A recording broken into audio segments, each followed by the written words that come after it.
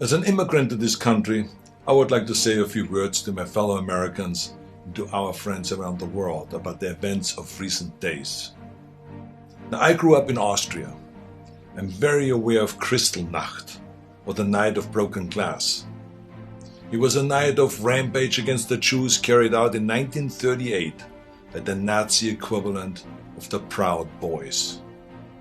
Wednesday was the day of broken glass right here in the United States. The broken glass was in the windows of the United States Capitol. But the mob did not just shatter the windows of the Capitol, they shattered the ideals we took for granted. They did not just break down the doors of the building that housed the American democracy, they trampled the very principles on which our country was founded. Now, I grew up in the ruins of a country that suffered the loss of its democracy. I was born in 1947, 2 years after the Second World War. Growing up, I was surrounded by broken men drinking away their guilt over their participation in the most evil regime in history. Not all of them were rabid anti-Semites or Nazis. Many just went along, step by step, down the road. They were the people next door. Now, I've never shared this so publicly because it is a painful memory. But my father would come home drunk once or twice a week, and he would scream and hit us and scare my mother. I did not hold him totally responsible because our neighbor was doing the same thing to his family, and so was the next neighbor over. I heard it with my own ears and saw it with my own eyes. They were in physical pain from the shrapnel in their bodies and in emotional pain from what they saw or did. It all started with lies and lies and lies and intolerance. So being from Europe, I have seen firsthand how things can spin out of control. I know there is a fear in this country and all over the world that something like this could happen right here. Now, I do not believe it is, but I do believe that we must be aware of the dire consequences of selfishness and cynicism. President Trump sought to overturn the results of an election, and of a fair election. He sought a coup by misleading people with lies. My father and our neighbors were misled also with lies, and I know where such lies lead. President Trump is a failed leader. He will go down in history as the worst president ever. The good thing is that he soon will be as irrelevant as an old tweet. But what are we to make of those elected officials who have enabled his lies and his treachery? I will remind them of what Teddy Roosevelt said. Patriotism means to stand by the country. It does not mean to stand by the president. Now, John F. Kennedy wrote a book called Profiles in Courage. A number of members of my own party, because of their own spinelessness, would never see their names in such a book, I guarantee you. They are complicit with those who carried the flag of self-righteous insurrection into the Capitol.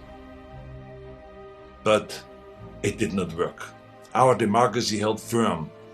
Within hours, the Senate and the House of Representatives were doing the people's business and certifying the election of President-elect Biden. What a great display of democracy. Now, I grew up Catholic. I went to church, to Catholic school. I learned the Bible and my catechism and all of this. And from those days, I remember a phrase that is relevant today: a servant's heart. It means serving something larger than yourself. See, what we need right now from our elected representatives is a public servant's heart. We need public servants that serve something larger than their own power or their own party. We need public servants who will serve higher ideals, the ideals in which this country was founded, the ideals that other countries look up to. Now, over the past few days, friends from all over the world have been calling me distraught and worried about us as a nation. One woman was in tears about America, wonderful tears of idealism about what America should be. Those tears should remind us of what America means to the world. Now I've told everyone who has called that as heartbreaking as all of this is, America will come back from these dark days and shine our lights once again. Now you see this sword? This is the Conan sword. Now here's the thing about swords. The more you temper a sword, the stronger it becomes. The more you pound it with a hammer and then heat it in the fire and then thrust it into the cold water and then pound it again and plunge it into the fire and into the water, the more often you do that, the stronger it becomes. I'm not telling you all this because I wanted to become an expert sword maker, but our democracy is like the steel of this sword. The more it is tempered, the stronger it becomes. Our democracy has been tempered by wars, injustices, and insurrections. I believe, as shaken as we are by the events of recent days, we will come out stronger because we now understand what can be lost. We need reforms, of course, so that this never ever happens again. We need to hold accountable the people that brought us to this unforgivable point. And we need to look past ourselves, our parties and disagreements, and put our democracy first. And we need to heal together from the drama of what has just happened. We need to heal not as Republicans or as Democrats, but as Americans. Now, to begin this process, no matter what your political affiliation is, I ask you to join me in saying to President-elect Biden, President-elect Biden, we wish you great success as our president. If you succeed, our nation succeeds. We support you with all our hearts as you seek to bring us together. And to those who think they can overturn the United States Constitution, know this: you will never win.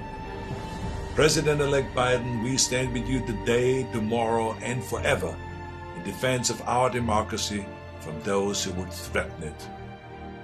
May God bless all of you, and may God bless America.